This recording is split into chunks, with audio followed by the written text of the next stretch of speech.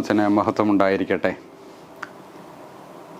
വിശുദ്ധ കുർബാന എന്താണ് എന്നതിനെക്കുറിച്ചുള്ള ധ്യാന ചിന്തകൾ വിശുദ്ധ മത്തായി എഴുതിയ സുവിശേഷം 26-ാം അധ്യായത്തിൻ്റെ 26 മുതൽ 29 വരെയുള്ള വാക്യങ്ങളിൽ നിന്ന് പങ്കുവയ്ക്കാനാണ് ആഗ്രഹിക്കുന്നത്.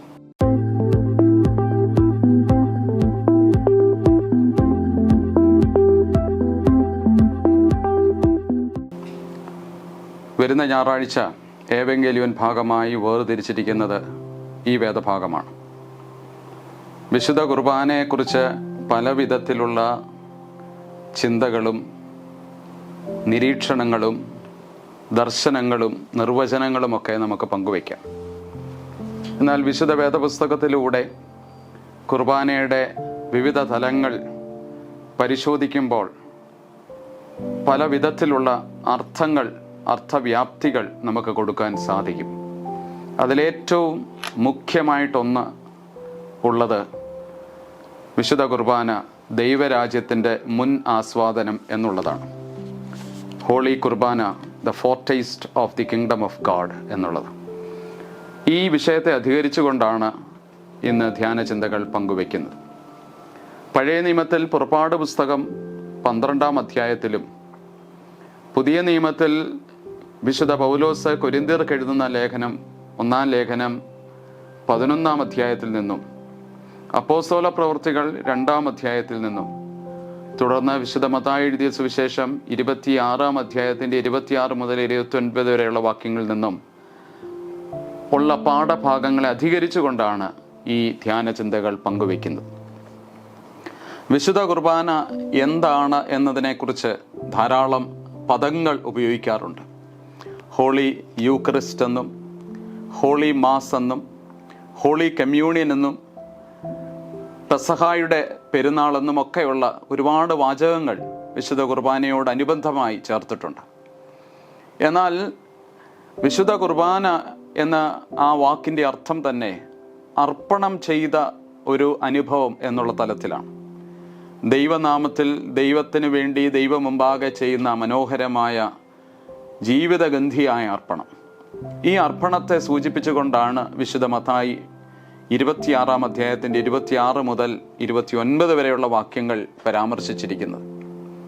വിശുദ്ധ കുർബാന പെസഹായുടെ സന്ധ്യയിൽ നിർവഹിച്ചതായിട്ടാണ് പുതിയ നിയമ എഴുത്തുകളിലെല്ലാം നമ്മൾ കാണുന്നത്.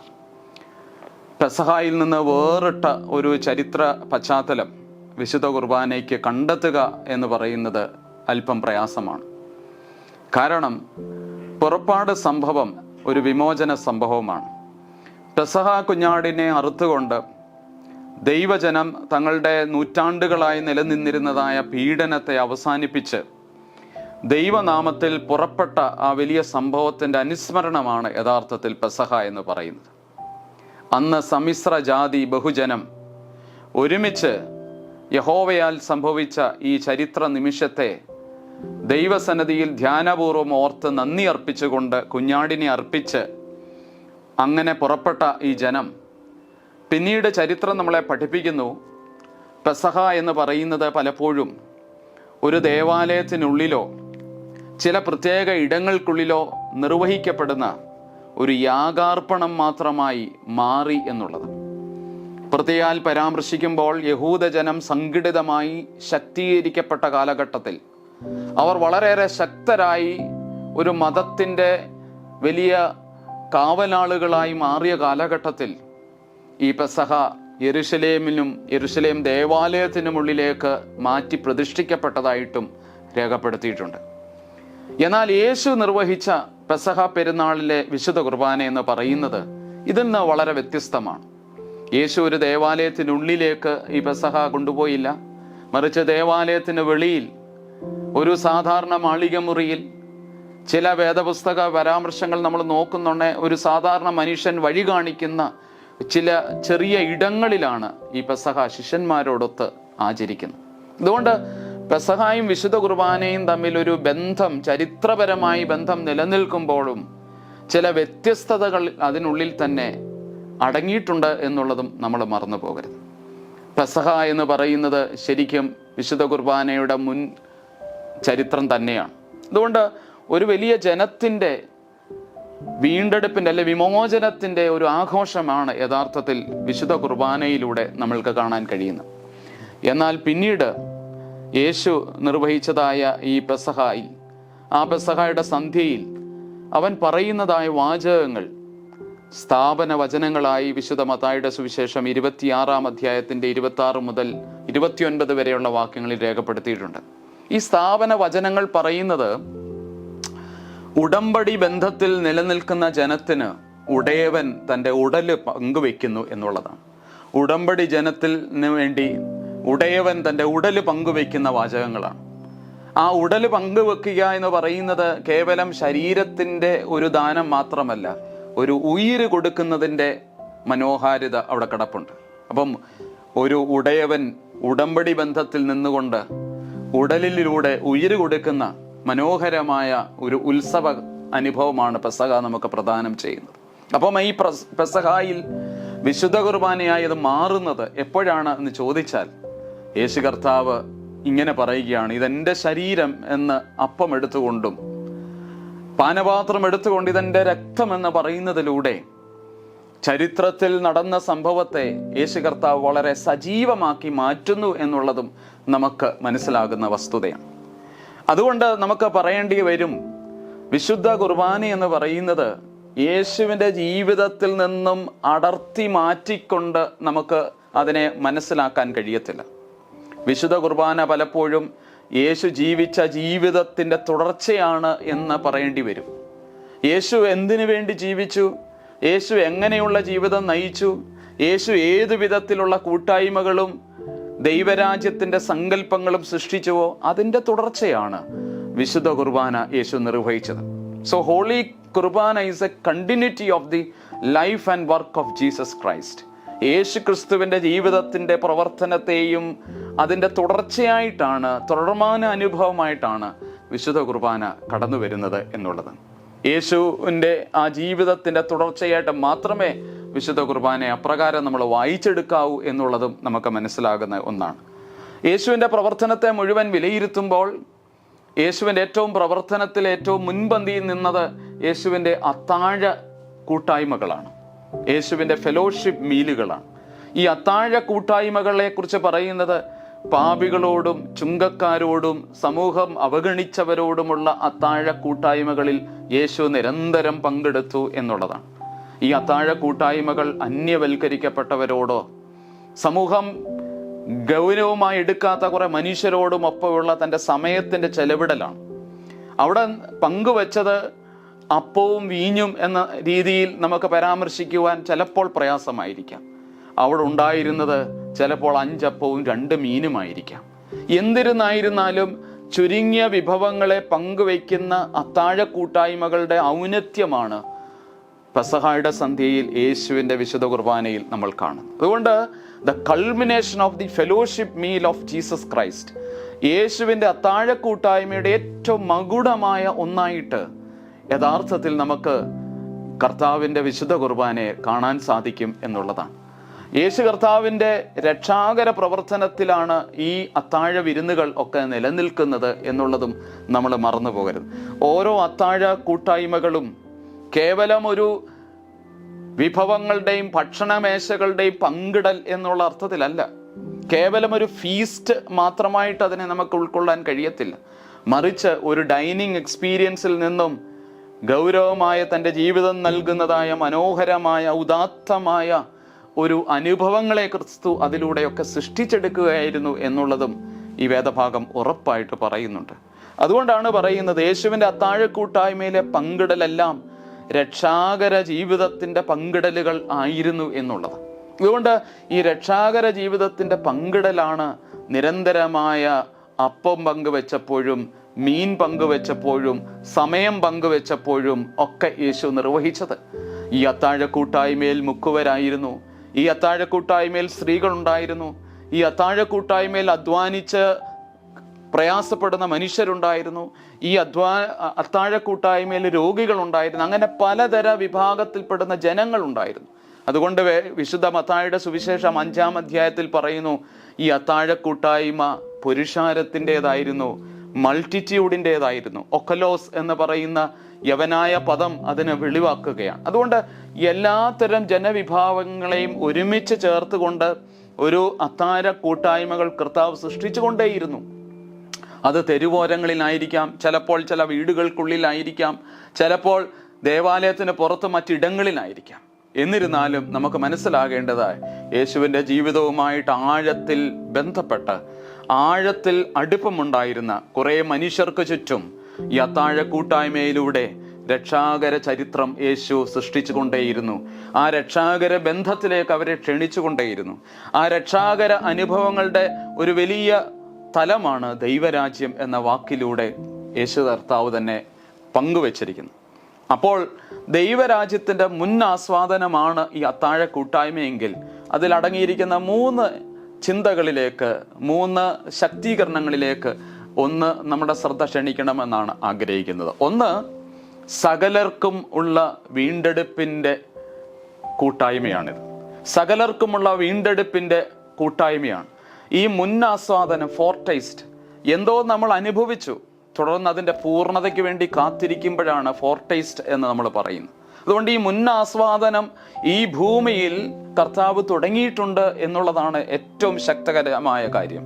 കാലം തികഞ്ഞു, ദൈവരാജ്യം സമീപിച്ചിരിക്കുന്നു എന്ന് പറയുമ്പോൾ അതിൻ്റെ അർത്ഥം തന്നെ കമ്മിങ് കിങ്ഡം ഓഫ് ഗോഡ് എന്നാണ്. ദൈവരാജ്യം നിരന്തരം വന്നുകൊണ്ടിരുന്നു, ദൈവരാജ്യം നിരന്തരം ആവിഷ്കരിക്കപ്പെട്ടുകൊണ്ടേയിരുന്നു. യേശുവിൻ്റെ ജീവിതത്തിൻ്റെ എല്ലാ പ്രവർത്തനത്തിലും ഈ ദൈവരാജ്യത്തിൻ്റെ ആവിഷ്കാരം സംഭവിച്ചുകൊണ്ടിരിക്കുകയാണ്. അങ്ങനെ ദൈവരാജ്യം സംഭവിക്കുന്ന ഒന്നായിട്ട്, the kingdom of God is an event happening every day. എല്ലാ ദിവസങ്ങളിലും എല്ലാ നിമിഷങ്ങളിലും ചരിത്രത്തിൽ സംഭവിക്കുന്ന ഒന്നാണ് ഈ ദൈവരാജ്യം. ആ ദൈവരാജ്യത്തിൻ്റെ മുന്നാസ്വാദനം സകലർക്കും വീണ്ടെടുപ്പ് പ്രദാനം ചെയ്യുകയാണ്. സകലർക്കും വീണ്ടെടുപ്പ് പ്രദാനം ചെയ്യുകയാണ്.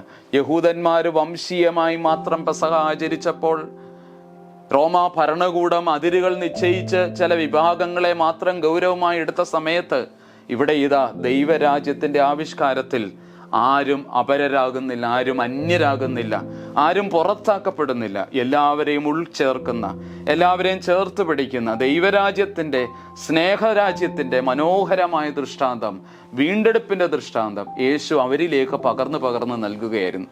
അതുകൊണ്ട് അന്ന് തുടങ്ങിയ ചരിത്രത്തിലെ ഈ ആസ്വാദനം അതിൻ്റെ പൂർണ്ണതയാണ് വീണ്ടും നമ്മൾ കാത്തിരിക്കുന്നത് എന്ന അർത്ഥത്തിലാണ് വിശുദ്ധ മത്തായിയുടെ സുവിശേഷത്തിൽ പറയുന്നു, ഈ അന്ത്യനാളിൽ നിങ്ങളോടൊപ്പം ഞാൻ ഇത് ആചരിക്കുന്ന നാൾ വരെ എന്നൊക്കെ പറയുമ്പോൾ ഈ ആഘോഷം, ഈ ഒരുമിച്ചുള്ള കൂട്ടായ്മ നിലനിന്നുകൊണ്ടേ ഇരിക്കുകയാണ്. അതുകൊണ്ട് അത് ചരിത്രത്തിലൂടെ ഇങ്ങനെ വളരെ വേലിയേറ്റം പോലെ വളർന്നുകൊണ്ടേയിരിക്കുന്ന ഒരു പ്രക്രിയയായി ഇതിനെ ഉൾക്കൊള്ളാൻ നമുക്ക് സാധിക്കണം. ദൈവവും മനുഷ്യനും ചേരുന്ന ഒന്നാണല്ലോ ഈ മനോഹരമായ വീണ്ടെടുപ്പ് എന്ന് പറയുന്നത്. ദൈവം മാത്രം ചെയ്യുന്ന ഒരു ഉയരത്തിൽ നിന്നുള്ള കർമ്മമല്ല, മനുഷ്യ പങ്കാളിത്തത്തോടെ ദൈവം മനുഷ്യനായി തീർന്നതിലൂടെ, മനുഷ്യനോടൊപ്പമായി നിൽക്കുന്നതിലൂടെ സംജാതമാകുന്ന ഈ ദൈവരാജ്യത്തിൻ്റെ മനോഹരമായ വീണ്ടെടുപ്പാണ് ഈ മുന്നാസ്വാദനം നമുക്ക് തരുന്നത്. രണ്ടാമത്തെ ശക്തീകരണം എന്ന് പറയുന്നത് സകല വിവേചനത്തും ഇല്ലാതാക്കുന്ന ഒരു ദൈവരാജ്യം. സകല വിവേചനങ്ങളും അവസാനിപ്പിക്കുന്ന ഒരു ദൈവരാജ്യത്തെക്കുറിച്ച്, അതിൻ്റെ ആസ്വാദനമാണ് ഈ ഭൂമിയിൽ സംഭവിച്ചുകൊണ്ടിരിക്കുന്നത്. യേശുവിലൂടെ അതുവരെ നിലനിന്നിരുന്നതായ വിവേചനങ്ങൾ ഇല്ലാതാവുകയാണ്, വിഭാഗീയതകൾ ഇല്ലാതാവുകയാണ്. വിവേചനങ്ങളും വിഭാഗീയതകളും അവസാനിപ്പിച്ചിട്ട് ഒരു പുതിയ അനുഭവം, പുതിയ സാഹചര്യം യേശു കർത്താവിലൂടെ സൃഷ്ടിക്കപ്പെടുന്നു എന്നുള്ളതും ഇതിൻ്റെ ശക്തീകരണങ്ങളിൽ മറ്റൊന്നാണ്. അപ്പം ദൈവരാജ്യത്തിൽ വിവേചനങ്ങളില്ല. 1 കൊരിന്ത്യർ 11 അധ്യായം വായിക്കുമ്പോൾ അവിടെ നിങ്ങളെല്ലാവരും മേശയ്ക്ക് ചുറ്റും വരുമ്പോൾ നിങ്ങളിൽ ഭിന്നതയുണ്ടെന്നും നിങ്ങളിൽ വിവേചനമുണ്ടെന്നും പൗലോസ് പങ്കുവെക്കുമ്പോൾ, പ്രിയരെ, ദൈവരാജ്യത്തിൽ വിവേചനമില്ല. ഈ മുന്നാസ്വാദനം വിവേചനത്തിന് അതീതമായ ഒരു ആസ്വാദനമായി യേശുവിലൂടെ സംഭവിച്ചതാണ്. അതുകൊണ്ട് ക്രിസ്തു നമുക്ക് ദാനമായി തരുന്നത് മക്കളെ എന്നുള്ള പദവിയിലൂടെ, ആ ആഹ്വാനത്തിലൂടെ സകലരെയും ഉൾക്കൊള്ളുന്ന ഒരു മനോഹരമായ തലം അവിടെ രൂപപ്പെടുകയാണ്.